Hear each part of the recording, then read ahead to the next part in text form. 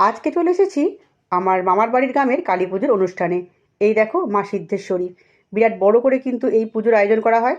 আর গ্রামের সব মানুষ কিন্তু এই পুজোয় যোগদান করে। এই দেখো এখানে পুজোর শেষে সবাই অঞ্জলি নিচ্ছে, আর এরপরে কিন্তু হোমও হবে। আর দেখো এখানে মায়ের সামনে কি সুন্দর করে ভোগ নিবেদন করা হয়েছে। আর এখন এখানে বাতাসা ছড়াচ্ছে, আর সবাই বাতাসা কুড়িয়ে নিচ্ছে। আমরাও কিন্তু অনেকগুলো বাতাসা কুড়িয়েছি। আর আজকে কিন্তু গ্রামের কোনো বাড়িতেই রান্না বান্না করা হয় না, সবাই কিন্তু মায়ের ভোগ খায়। এই দেখো এখানে কত খিচুড়ি রান্না করা হয়েছে, আর গরিব বড়লোক সবাই একসাথে মাটিতে বসে কিন্তু এখানে প্রসাদ খায়। আবার অনেকে কিন্তু বালতি করে হাঁড়ি করে বাড়িতে নিয়ে গিয়েও খায়। আর এই দেখো আমার দিদা, অনেক দিন পর মামা বাড়ি এলাম, তাই দিদার সঙ্গে বসে একটু গল্প করছিলাম। এখানে আমি আর আমার ছোটো মামা খেতে বসে পড়েছি। আর আমার মামিমা বালতি করে ভোগ নিয়ে এসেছিলো, আর বাড়িতে বানিয়েছিল বাঁধাকপির তরকারি, আলু ভাজা আর টমেটোর চাটনি। আর বাচ্চারা বসে পড়েছিল মেঝেতে। আর খুব তৃপ্তি করে ঠাকুরের ভোগ খেলাম আজ, আর খুব মজা করে দিনটা কাটালাম।